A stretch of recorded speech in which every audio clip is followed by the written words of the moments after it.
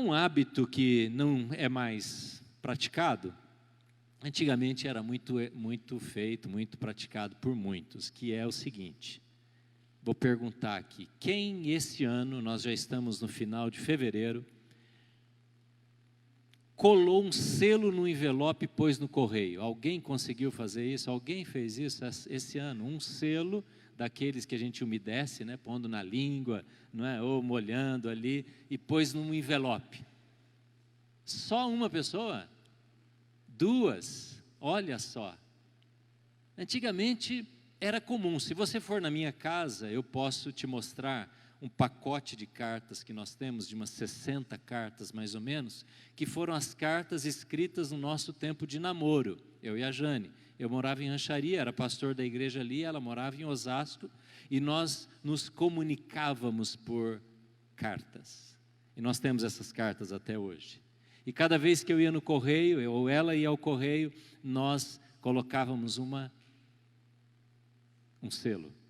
Esse selo era a garantia que esta carta iria chegar lá em Osasco, e ela ia sentir até o meu perfume nas folhas, não é? Era a garantia que eu havia pago o preço necessário para que esta carta tivesse a sua destinação garantida, ou então ela voltava para a minha própria mão.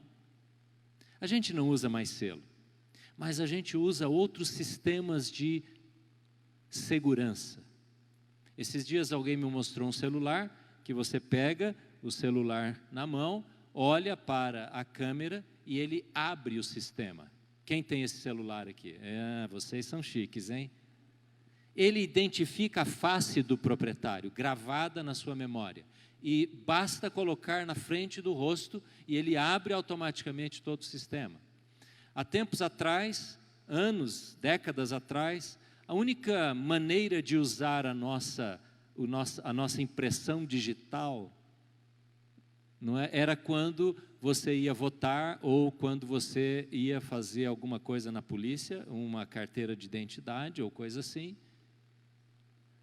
E hoje, tudo é eletrônico. Você vai no caixa eletrônico, você põe a sua digital e aquilo abre a possibilidade de você mexer no seu dinheiro, porque aquela impressão digital é o selo que você usa, até para votar hoje é assim, não é mesmo? Quando você vai num comércio, ou você que é comerciante, você emite uma nota fiscal, porque você tem um certificado digital na sua empresa, não é assim? De vez em quando eu sou chamado para ir fazer a certificação digital da igreja, porque toda pessoa que tem CNPJ, toda empresa que tem CNPJ tem que fazer a sua certificação digital, e isso está ligado num sistema nacional. E todos que têm essa certificação digital garantem que aquela nota fiscal, quando é emitida, ou aquela conta bancária, ou qualquer outra coisa, tem origem, não é uma cópia, não é uma farsa, tem identidade, tem garantia, alguém que é responsável por aquilo. Deixando estas coisas tecnológicas ou saudosas, né, antigas de lado, eu quero hoje voltar no tema que nós estamos tratando nesses domingos, que é neste tema geral aqui, que nós fomos abençoados para abençoar. Nós não fomos abençoados para acumular bênçãos, alegria, prazer na vida. Nós não fomos abençoados por Deus porque merecemos, porque temos atributos especiais, somos os mais queridos da face de Deus. Deus não tem nenhum ser humano que é preferido.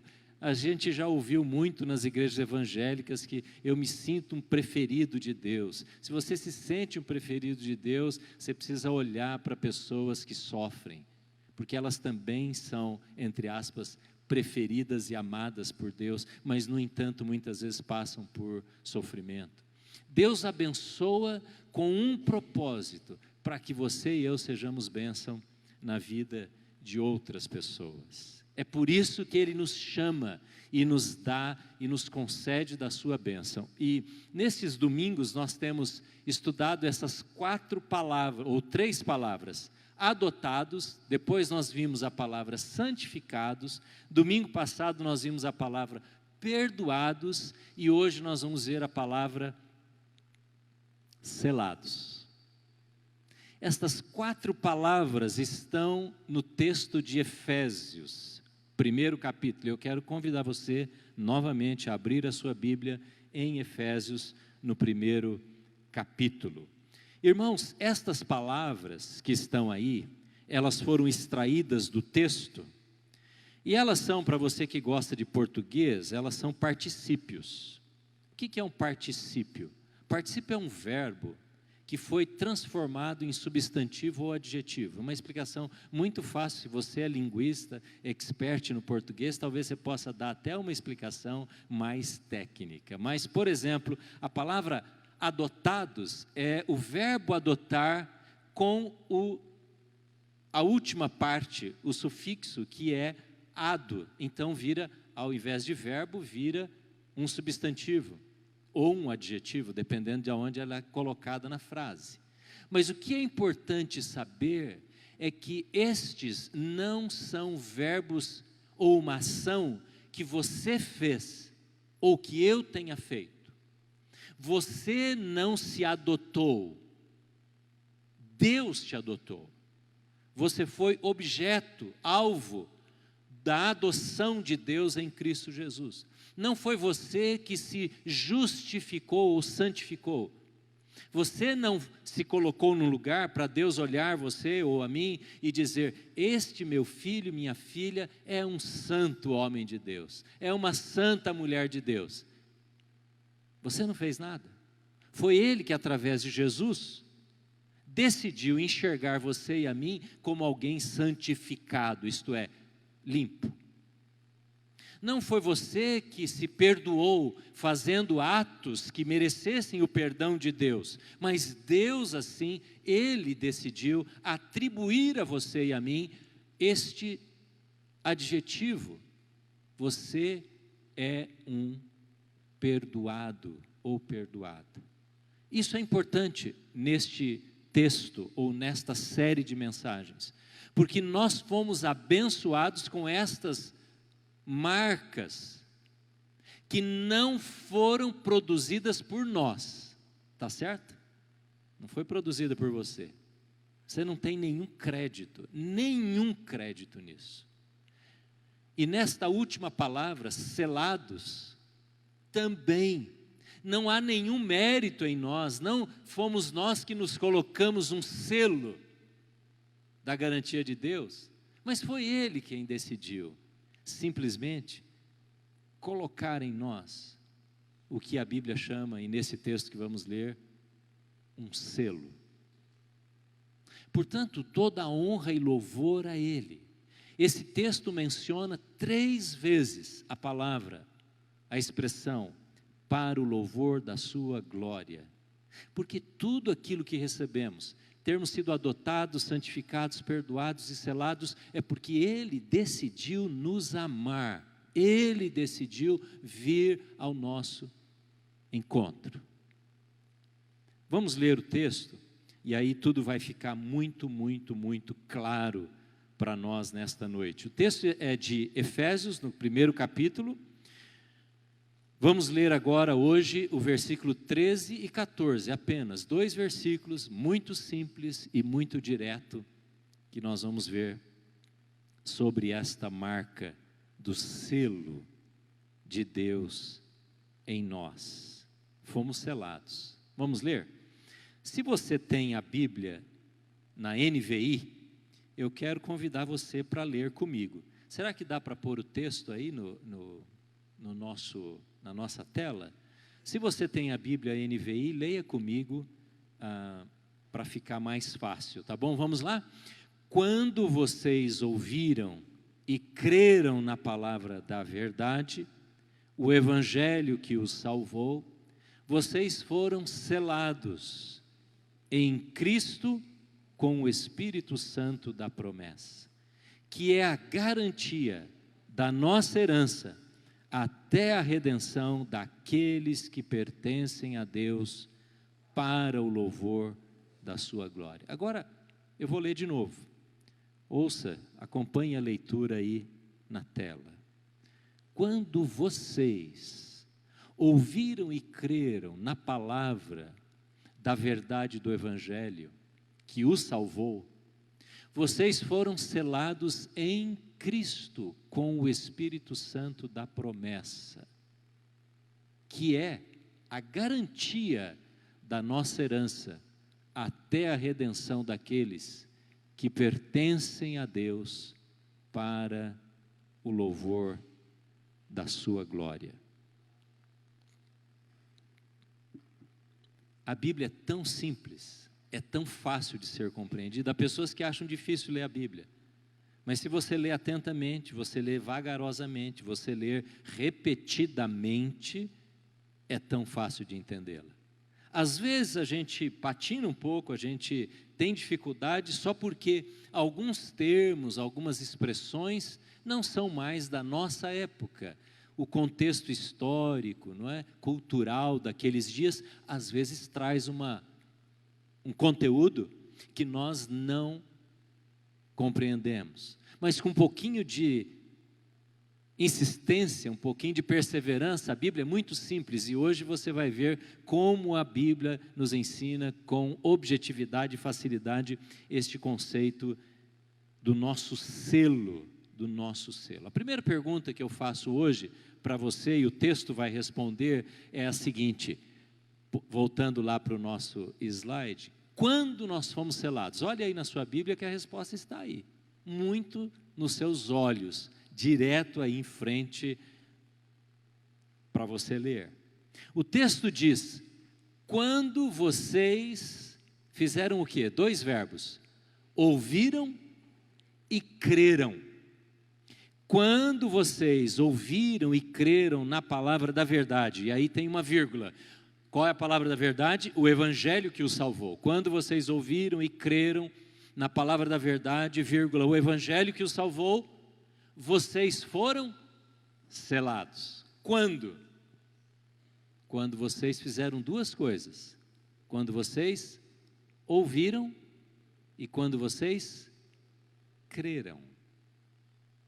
Quando vocês ouviram e creram, é interessante que ele coloca os 2 verbos juntos, porque a Bíblia diz, próprio Paulo fala que a fé vem pelo ouvir da palavra de Deus. Então não adianta apenas ouvir, tem que exercitar a fé.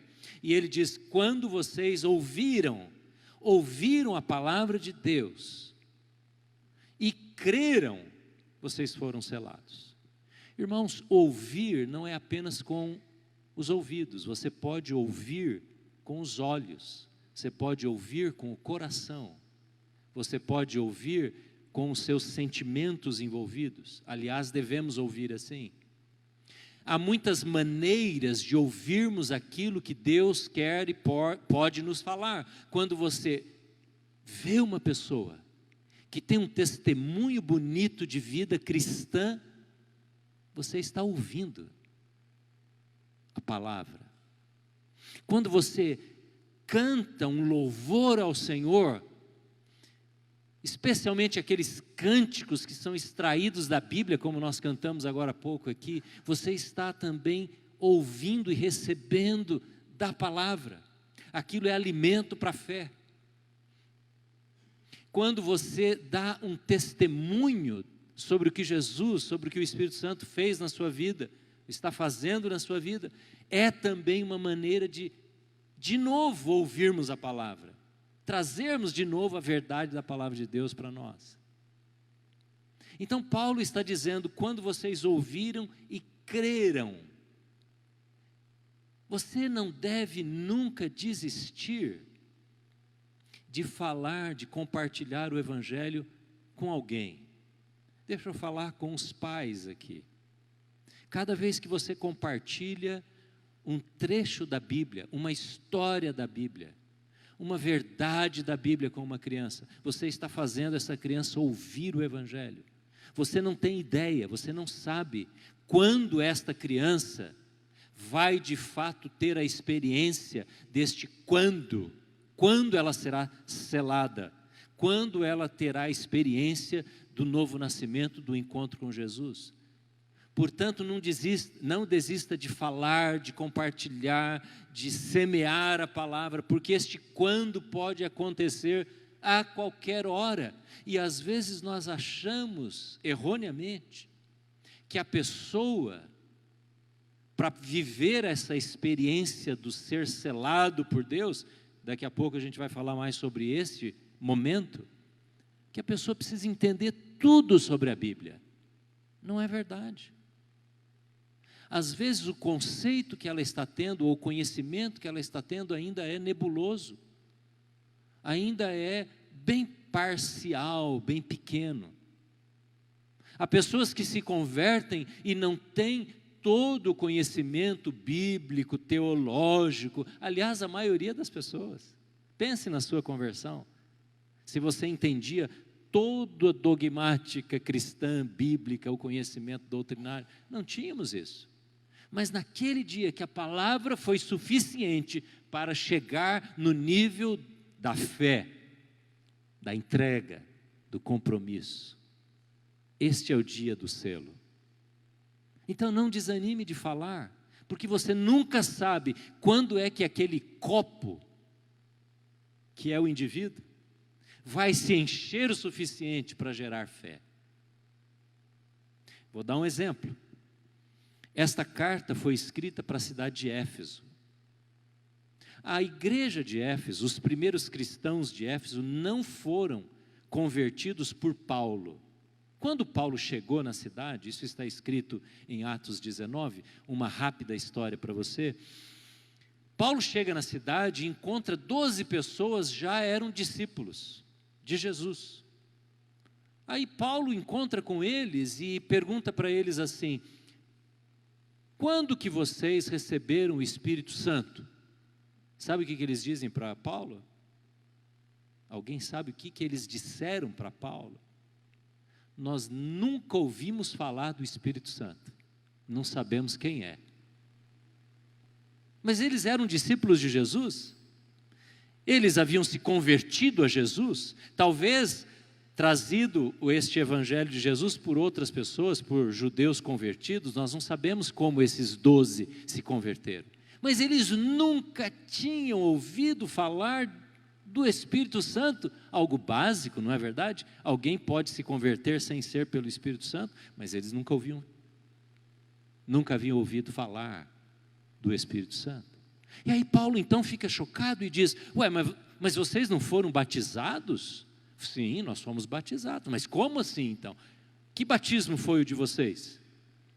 Ah, nós fomos batizados com o batismo de João. Por isso se entende que eles tinham sido levados a de Jesus por algum judeu que havia se convertido. Talvez alguns daqueles que estavam lá no dia de Pentecostes, lá em Jerusalém, que depois voltaram para suas casas, né? E um deles era de Éfeso, e lá ele começou a pregar o Evangelho, mas ele não sabia bem. Afinal de contas, ele tinha tido uma experiência só com Jesus, lá no dia de Pentecostes.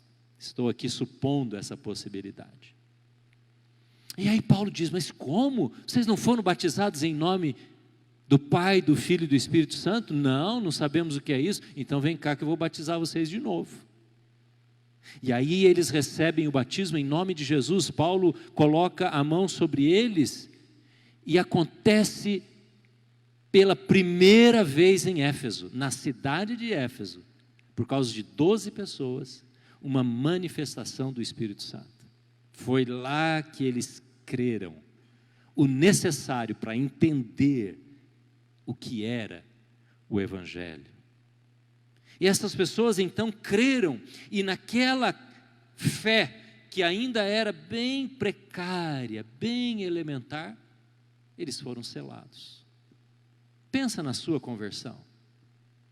Quando eu me converti, eu não entendia todas as coisas da palavra, e nem você, e nem ainda entendemos, nem ainda conhecemos, mas foi naquele momento em que você abriu o seu coração, a sua vida para o senhorio de Jesus. Isto é suficiente para que haja o selo do Espírito Santo, a presença do Espírito Santo na sua vida. Amém? Você viveu isso já? Sem este selo, não há salvação. É interessante o que aconteceu em Éfeso, nesta ocasião. Eu vou falar um pouquinho agora para você que gosta de se aprofundar um pouco mais na palavra. Aquilo que aconteceu em Éfeso é chamado pelos estudiosos do livro de Atos de terceiro Pentecostes. O que significa isso? Você sabe que Pentecostes, daqui a um tempo nós vamos celebrar o Pentecostes, daqui a quatro meses mais ou menos. Pentecostes foi o dia que o Espírito Santo, que havia sido prometido, veio substituindo assim a pessoa de Jesus na terra.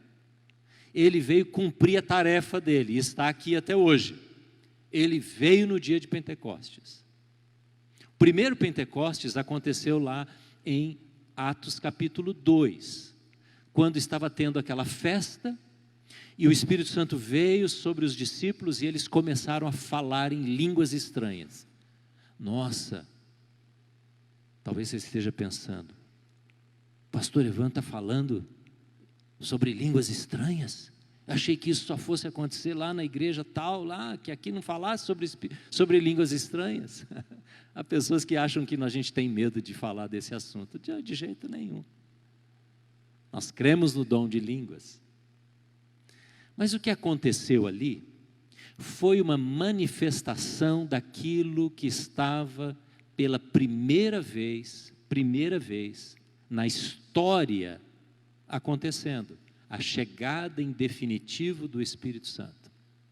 Porque você sabe que antes do dia de Pentecostes, o Espírito Santo não era presente na vida das pessoas. Ele vinha, usava as pessoas, mas não habitava nas pessoas. Aconteceu o primeiro Pentecostes. Mas este primeiro Pentecostes foi exclusivo para aqueles que estavam em Jerusalém, para os judeus que estavam ali. E se converteram mais de 3.000 judeus, homens e mulheres naquele dia, e foram batizados. E o sinal desta presença foi algo extraordinário, esta manifestação do Espírito Santo, levando aqueles homens a falar em línguas, na verdade falar em idiomas, que os outros entendiam. O segundo Pentecostes aconteceu fora do território de Jerusalém. O segundo Pentecostes aconteceu quando Pedro, pela primeira vez, prega o Evangelho, fala sobre Jesus para um gentio, cujo nome era Cornélio. Alguém conhece a história de Cornélio? Do lençol cheio de animais, do sonho do apóstolo Pedro? Pedro estava numa cidade portuária que pertencia à nação de Israel, chamada Jope. E Pedro não se misturava com os gentios, isto é, os não-judeus. Mas o Espírito Santo deu para Pedro um sonho. E esse sonho tinha animais considerados imundos, que o judeu não comia.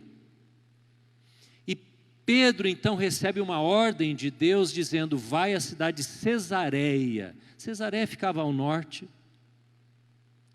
não mais do que 50 quilômetros, mas era uma cidade de domínio romano. Ela havia sido construída em homenagem a César. E lá era uma cidade dominada pelo exército, tanto é que este centurião, que era um líder militar, um general, estava ali ele fazia sua morada, sua habitação, sua casa. E Pedro vai a Cesareia, e ele entra num território que o evangelho não tinha chegado ainda, que era o território dos gentios. E lá também acontece, resumidamente falando, o Pentecostes. Depois que Pedro vai e explica para o centurião, ele ora pelo centurião, o Espírito Santo vem sobre aquele homem, sobre as pessoas que estavam ouvindo, e todos passam a falar em línguas estranhas. Por que línguas estranhas? Porque era a maneira, naqueles dias, das pessoas entenderem há algo sobrenatural acontecendo, que nunca aconteceu antes. Aí aconteceu o terceiro Pentecostes, que não foi mais no território de Israel, mas foi do outro lado do mar Mediterrâneo, lá em Éfeso. Voltando àquela história que Paulo encontra os 12 homens em Éfeso, e Éfeso está muito distante, está totalmente dentro do reino grego, não é? Da cultura grega. Ele chega lá e conversa com aqueles homens e fala: puxa, vocês não foram batizados? Vou batizar vocês. Ele impõe a mão sobre aqueles homens, 12, e eles começam a falar em línguas estranhas, confirmando que o Espírito Santo havia vindo sobre Israel, sobre os gentios e sobre todas as pessoas em toda a terra que crescem no nome de Jesus. Você compreende isso? Aquele sinal das línguas foi único. Aquilo não é dom de línguas. Aquela manifestação que aconteceu em Jerusalém, que aconteceu em Cesareia, depois aconteceu em Éfeso, não se repetiu. Por quê? Porque o ciclo do evangelismo é Jerusalém, Judéia e Samaria, Cesareia, e até os confins da terra. Quando os confins da terra viram, foi publicada que o Espírito Santo havia vindo e que a era do Espírito Santo havia chegado, cessa este tipo de manifestação do Espírito Santo. Então o Espírito Santo vem ali, manifesta, vem aqui, manifesta, e vem lá e manifesta, e aí torna conhecido por todo mundo que agora começou-se a era do Espírito Santo. Isso não é dom de línguas. Dom de línguas é outra coisa. Aliás, se você quiser saber o que é dom de língua, você tem que ir para a classe de dons espirituais, que não é à noite hoje para explicar. Mas não é isso, não foi isso que aconteceu. Foram manifestações da vinda, do selo, da presença, em definitivo, do Espírito Santo na vida da igreja. Todos que creram tiveram essa manifestação. O contrário de dons. Tem 30 dons. Alguns podem ter dons de línguas, mas nem todos terão. Então não é sinal de alguém que recebeu o Espírito Santo falar em línguas estranhas, porque o Pentecostes foi para aquela época, para manifestar a vinda do Espírito para a igreja, e nós hoje recebemos os efeitos desta vinda do Espírito Santo. Você compreende isso, irmãos? Amém? Eu espero estar sendo claro, fácil para entendermos e não gerar confusão nenhuma na vida dos irmãos. E então, no momento em que cremos, Paulo diz, no momento em que ouvimos que cremos, fomos selados. Eu me lembro bem da noite que eu me converti. Era um acampamento. Eu estava num acampamento e muita coisa já havia sido ensinada, semeada na minha mente, no meu coração, por ter sido criado dentro de uma família cristã, dentro da igreja. Mas você nunca sabe quando isso vai acontecer. Talvez alguém que esteja aqui agora, lá no último banco, ou aqui no meio, deste lado, daqui a um mês, daqui a um ano, vai dizer: naquele culto lá, dos dias de carnaval, eu me converti. De vez em quando a gente ouve um testemunho assim, e a gente não tem ideia. Essa é a maravilha da ação do Espírito Santo, a gente não tem ideia o que está acontecendo em cada coração, em cada vida. Depende de você abrir, crer, entender, querer entregar a sua vida a Jesus. Amém, irmãos? Essa é a obra do Evangelho. Então, quando nós somos selados? Quando ouvimos e quando cremos no Evangelho. Agora, como eu disse, às vezes, o seu conceito, o conceito de uma pessoa ainda é pálido, ainda é turvado, ainda é limitado, ainda é capenga, não é? É pequeno, não é claro, não tem problema. Há pessoas, por exemplo, que têm uma fé suficiente para receber um milagre, não é verdade? Você conhece alguém que teve fé, orou e Deus respondeu e Deus abençoou? Eu conheço pessoas assim, e conheço pessoas que nunca se converteram, apesar de terem tido fé para o milagre. Portanto, há alguns tipos de fé. Este crer nem sempre é o crer que leva à conversão. Compreende isso? Às vezes é um crer que leva a pessoa a uma experiência com Deus. Quem sabe a buscar um pouco mais a Deus. Mas há de acontecer, precisa acontecer, o crer para a conversão, para o reconhecimento de Jesus como mediador, como perdoador, como resgatador dos nossos pecados. Isto diz respeito, isto fala a respeito deste quando. Eu não sei se você sabe quando você foi selado. Talvez você não lembre o dia. Talvez você não tenha tido uma experiência como eu tive, não tem problema. Mas uma coisa é certa, quem foi selado, sabe que está selado, amém? Você tem que saber.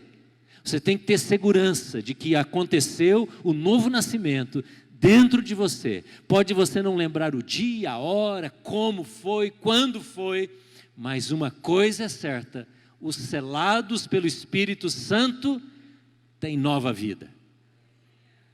Tem a sede de Deus, o desejo de santificação, como nós vimos naquele ciclo. Tem o desejo de perdoar, tem o desejo de ser transformado. Estes são os selados pelo Espírito Santo. Amém? Isso é obra de Deus. E nós vemos os efeitos disso. Mas continuando no nosso texto, veja aí o que diz agora. A próxima pergunta. Quem nos selou? Ou com quem nós fomos selados? O texto diz, de forma clara, nós fomos selados com, você pode dizer comigo? Com o Espírito Santo da promessa. É isso que está escrito aí. Aliás, o próprio selo é o Espírito Santo. Por que Paulo usa essa expressão selo? Paulo usa essa expressão selo porque Éfeso era uma cidade portuária. E todas as mercadorias que passavam pelo porto, era um grande porto, um dos maiores portos de todas as cidades daquela época, tinham o selo de Éfeso, que garantiam que aquela mercadoria que estava sendo embarcada ou desembarcada ia para o seu destino, que era possuída, era propriedade de alguém e que ia ser destinado à pessoa de direito. Então Paulo usa uma linguagem comercial conhecida da cidade. Ele diz que nós somos selados com o Espírito Santo da promessa. Que promessa é essa? Eu pergunto a você, que promessa é essa? Qual é a primeira vez que menciona a palavra Espírito na Bíblia? A primeira vez que a palavra Espírito é usada na Bíblia, no hebraico, é quando Deus forma um boneco de terra, de barro. Onde foi isso? No Éden. E a Bíblia diz que Deus sopra sobre aquela terra, aquele barro, o seu sopro de vida. É a palavra Espírito. Deus estava dizendo, com este ato de tornar vivo um ser, que Ele enviaria o seu Espírito para tornar vivo de novo os seus seres, nós, a vida espiritual. Porque depois desse sopro que Deus deu sobre Adão, quando Adão peca, Deus prepara toda a história para que de novo o Espírito Santo venha e fosse soprado sobre o pecador, sobre nós. Então o Espírito Santo foi prometido, e no Antigo Testamento a gente vê promessas e mais promessas, culminando com Jesus, quando ele disse: se eu for, o Pai enviará o Consolador. Ele enviará aquilo que foi prometido, e isso vai ser cumprido. É interessante que a pessoa do Espírito Santo, ela é apenas diferente da pessoa de Jesus, Porque Jesus veio em carne, Ele habitou em corpo humano, em forma corpórea. E o Espírito Santo habita na carne, na nossa carne, no nosso corpo. Ele entra em nós, diferente de Jesus. Porque Jesus não habita em nós. Às vezes a gente fala, né? Por exemplo, há um cântico que diz, Cristo vive em mim. Mas na verdade quem vive, quem habita em nós é o Espírito Santo. A gente sabe que quando a gente fala isso, nós estamos querendo dizer, não é, que Deus habita em mim, mas o Espírito Santo é quem habita na carne humana, isto é, no corpo humano, naquela pessoa que é nascido de novo. Este é o selo. O selo é a presença do Espírito Santo que vem em nós e que traz esta inviolabilidade. Inviolável. As cartas são invioláveis. Quando eu mandava as cartas para minha namorada, eu nunca recebi uma carta aberta, porque se isso acontecesse, eu poderia ir lá e fazer uma queixa, não é verdade? Você não pode abrir o lacre da Energisa ou da Sabesp lá na sua casa, você não pode fazer isso. Isso não pertence a você. Assim também quando o Espírito Santo vem em nós, nós nos tornamos invioláveis. Saiba de uma coisa, o espírito maligno dos demônios nunca poderá entrar no corpo de uma pessoa que tem o selo do Espírito Santo. Eu poderia contar muitas histórias aqui, mas vou apenas descrever uma, de uma senhora que havia se convertido, ela havia confessado Jesus, e eu nem tinha bem certeza, devido ao histórico da sua vida espiritual, religiosa, eu nem tinha certeza se eu poderia dizer que aquela irmã era agora mesmo convertida, mas ela estava na igreja, e passadas algumas semanas, que ela havia confessado a Jesus numa oração, aquela oração básica, simples, Senhor Jesus, eu entrego a minha vida a Ti, eu confesso, Senhor, como meu Salvador, peço perdão pelos meus pecados, essa oração.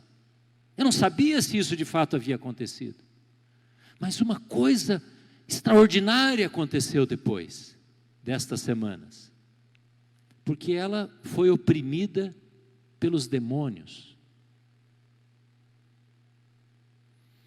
e os demônios que ela servia,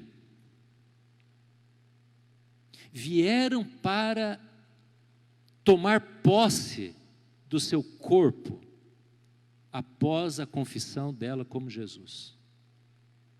Mas o extraordinário é que durante aqueles momentos em que ela ficou altamente oprimida, grandemente oprimida, em nenhum momento ela perdeu a consciência, o entendimento, ela não perdeu a capacidade, inclusive de clamar a Deus, mantendo a sua razão, a sua compreensão do que estava acontecendo. E ela dizia, pastor, me ajude, porque eles estão querendo entrar em mim. E eu disse aí eu entendi o que havia acontecido, porque os demônios não conseguiam entrar mais no corpo daquela mulher. E ela contorcia as mãos, torcia os dedos para trás, o ambiente era terrível de ver o que estava acontecendo com ela, mas o tempo todo ela resistia em oração, porque os demônios não podiam entrar mais no corpo daquela mulher, porque ela havia sido selada, o espírito dela estava selado, e eles queriam entrar, para tirar dela a compreensão. Isto é uma pessoa endemoniada, que toma a mente, o corpo, a alma, o espírito, e a pessoa fica totalmente fora de si. Isso é uma pessoa endemoniada, e não era o caso daquela mulher, porque ela havia recebido o Espírito Santo da promessa. Uma pessoa que tem o Espírito Santo jamais pode ser possuída por um demônio. Eu poderia contar aqui algumas experiências de opressão demoníaca, que tivemos em nossa própria casa, dentro do nosso próprio quarto, de sentir que havia uma presença maligna ali dentro do nosso quarto. Em momentos especialíssimos isso aconteceu, terríveis. Talvez você já tenha sido oprimido pelas forças do diabo, você acordou à noite com um terror noturno, como diz o Salmo 91. Mas nunca, nunca um crente será possuído pelo demônio. Nunca. Pode oprimir, sim, mas ele não pode mais entrar, porque há um lacre, que é o Espírito Santo em nós. Essa é a bênção que temos. É isso que a palavra de Deus nos ensina. E o texto termina dizendo, na terceira pergunta que é colocada aqui, para quê? Para que nós somos selados? Ah, meus irmãos, agora vem a melhor parte ainda. Diz aqui, nós somos selados pelo Espírito Santo da promessa, versículo 14 agora, e você vai ver a resposta a essa pergunta, para quê? Ele é a garantia da nossa herança, até a redenção daqueles que pertencem a Deus.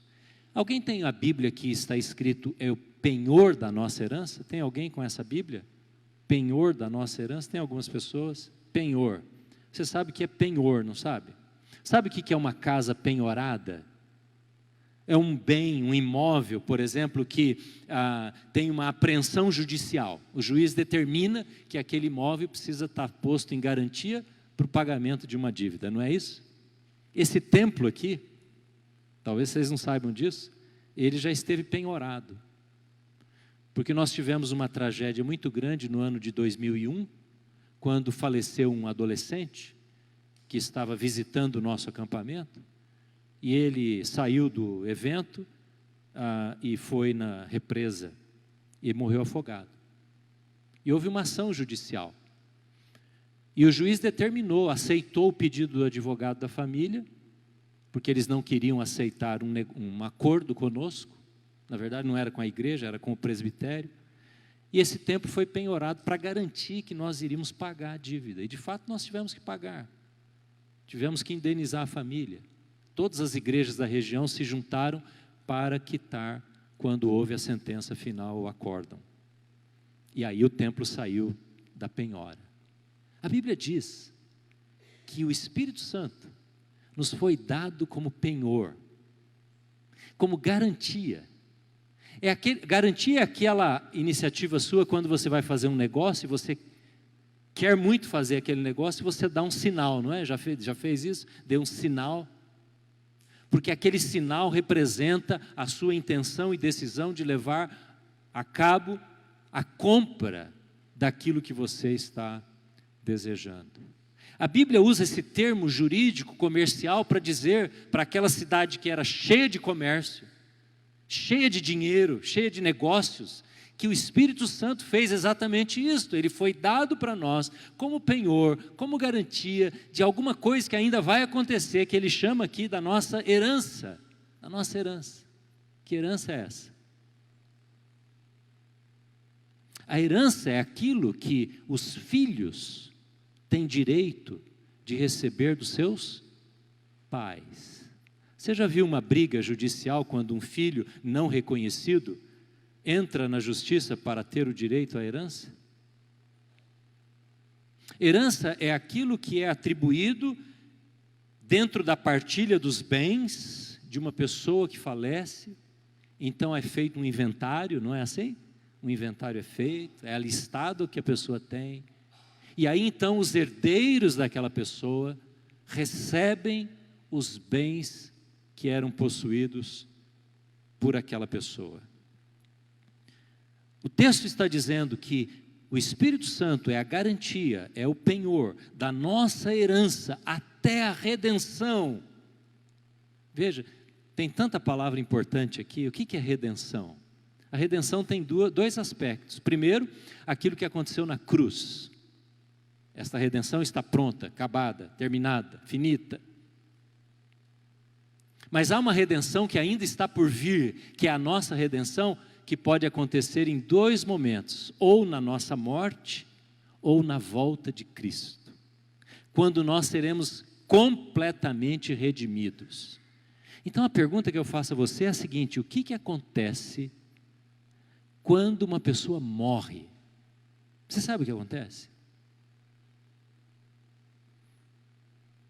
O que acontece com uma pessoa quando ela morre? No momento da morte. Há pouco eu estava lá no Atia, à tarde, fazendo lá um culto, realizando um culto. O que acontece com essa pessoa? Bem, tem duas possibilidades. Se a pessoa foi selada, é uma coisa. Se ela ainda não foi, se ela não havia sido selada, é outra coisa. Se ela havia sido selada, isto é, se ela se converteu a Cristo e recebeu este penhor, esta garantia, sabe o que acontece? O Espírito Santo que está aqui, ele é o penhor. Então ele simplesmente pega o nosso espírito, o seu espírito, o meu espírito, no momento da morte, no momento que o corpo não é mais capaz de sustentar a presença do Espírito, que na verdade somos nós, não é? Nós somos espírito, a gente só habita num corpo, só mora dentro de um corpo. Quando o corpo não é mais capaz de ser morada para esse espírito, o Espírito Santo pega esse espírito, como ele é o penhor, e ele leva a presença do Pai, e diz, está aqui, ó, a garantia foi feita, o penhor foi dado, está aqui o que foi redimido, resgatado para o dia da redenção. Amém, irmãos? Na verdade, nós fomos criados, eu e você, para esse dia, não para o dia de hoje apenas. O nosso destino é este dia futuro, quando o Espírito Santo vai pegar o nosso espírito e vai levá-lo à presença do Pai e dizer, está aqui aquilo para o qual eu fui colocado como penhor e como garantia. Está aqui, o espírito desta pessoa. Agora, se ele não foi selado, aí é a perdição eterna. Não há resgatador, não há penhor, não há garantia. Eu já vi pessoas morrendo sem Cristo. Eu já vi pessoas morrendo sem Jesus. E dá para imaginar o terror que é morrer sem o selo do Espírito. Eu quero convidar você a abrir sua Bíblia no último texto e vamos assim encerrar com a leitura deste texto. Se tivermos condições de colocar na tela, 2 Coríntios capítulo 5. 2 Coríntios capítulo 5. Vamos ler o que está escrito por Paulo, o mesmo Paulo que escreveu a carta de Éfeso.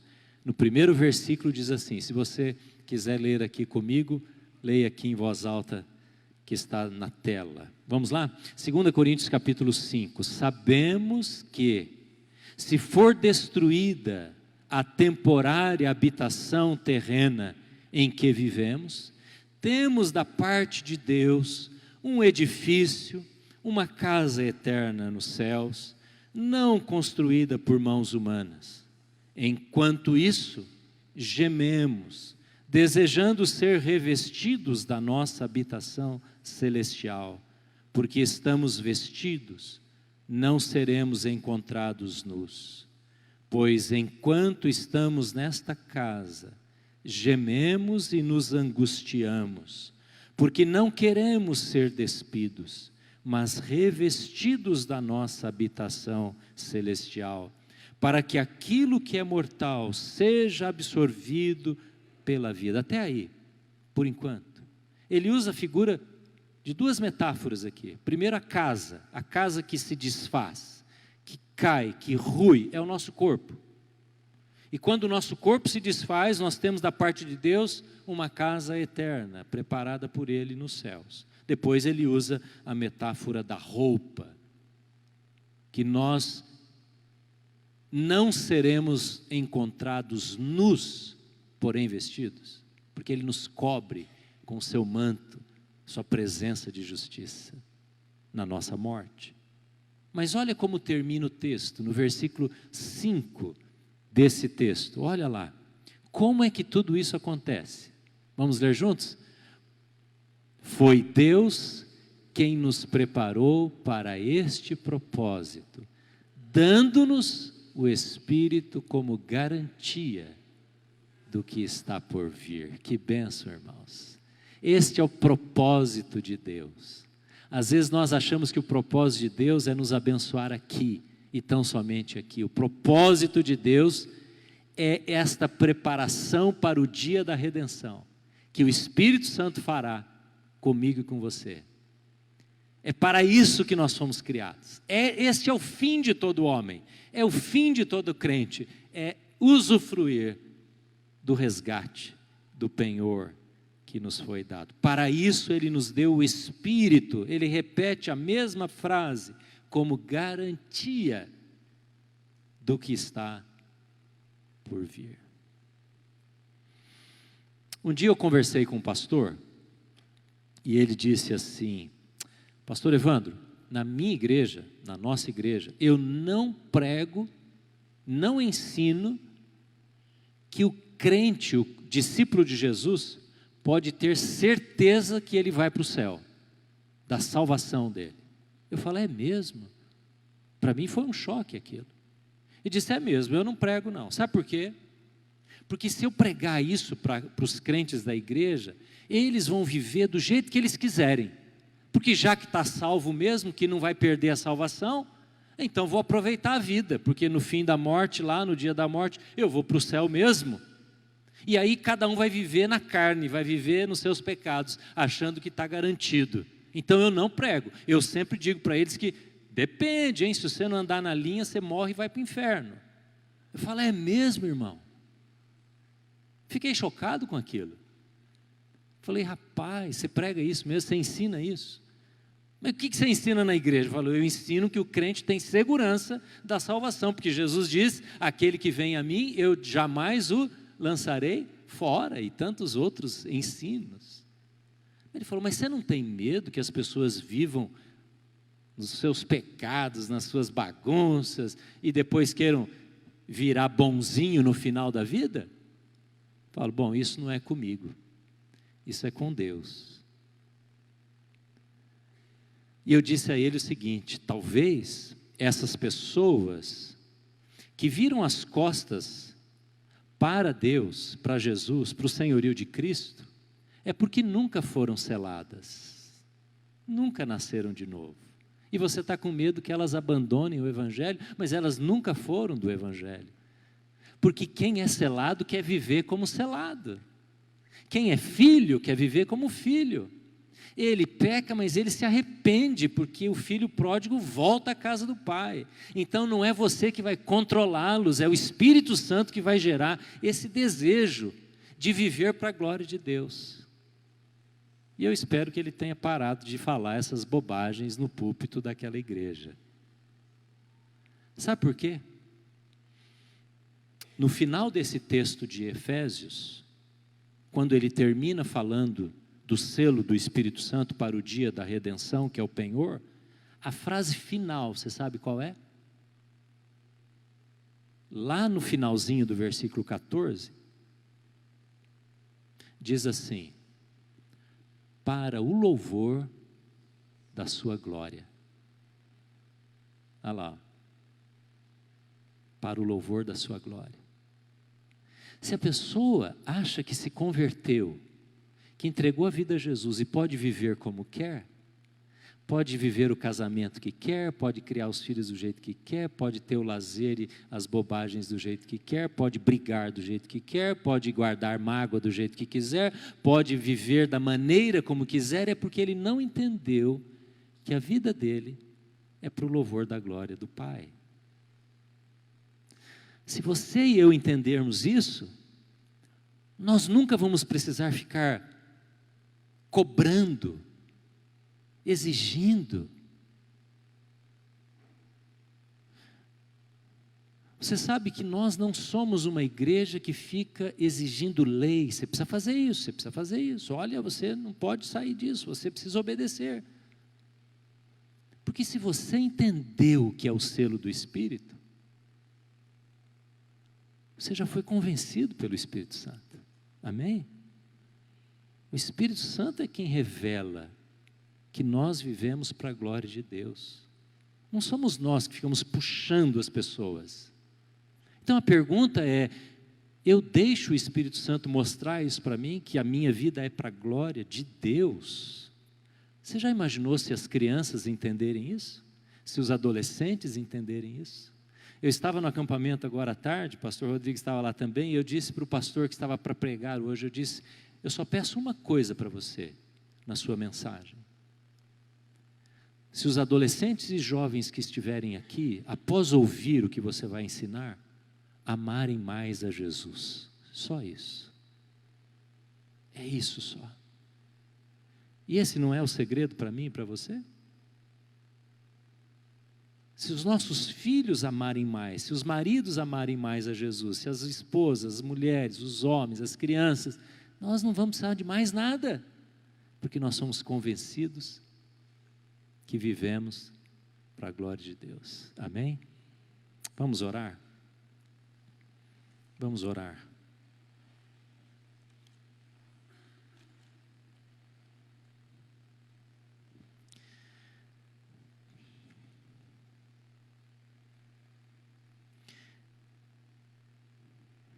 Eu quero convidar você que, quem sabe, esteja descansado na segurança da salvação. Mas eu quero dizer a você que a salvação foi recebida gratuitamente, mas ela custou muito caro para a obra de Cristo. E talvez hoje você precise dizer ao Senhor, Deus, aquele assunto, aquela área na minha vida, eu quero viver para a glória do Senhor, para honrar o Senhor. O fato de eu ter recebido o selo do Espírito, eu quero que isso seja para me impulsionar, para me levar, para viver mais para a glória do Senhor. Senhor, eu quero que o selo do Espírito Santo seja esta marca na minha vida, de que eu pertenço ao Senhor, não sou dono de mim mesmo, a minha vida não é minha, a minha vida é do Senhor. Os seus relacionamentos precisam glorificar o Senhor, a maneira como você trata as pessoas, a maneira como você vive um romance, um namoro, um casamento, a maneira como você trata os inimigos, tem que ser marcado pela presença do selo do Espírito Santo. Você tem dono, você tem dono. O Senhor Jesus, Ele é o proprietário da nossa vida. Portanto, se for o momento de arrependimento agora, eu quero convidar você a se arrepender, a confessar ao Senhor e dizer, Senhor, toma a minha vida. Toma a minha vida, Senhor. Eu me arrependo e quero mudar e quero viver muito mais consagrado, dedicado a Ti. Talvez você seja uma daquelas pessoas que tem perdido a alegria da conversão, da salvação. E eu quero convidar você hoje a voltar ao Senhor e dizer, Senhor, eu fui selado e a garantia está sobre mim, e eu quero viver na perspectiva da alegria, da gratidão, eu quero estar encorajado, eu quero viver apaixonado pelo Senhor, amando ao Senhor, consagrado ao Senhor. Se você tem vivido dias de desânimo espiritual, eu quero soprar sobre você, declarar sobre você a presença do Espírito Santo que renova a nossa comunhão com o Senhor. Oh Deus, se você foi selado pelo Espírito, não há como viver na prática daquilo que não agrada a Deus.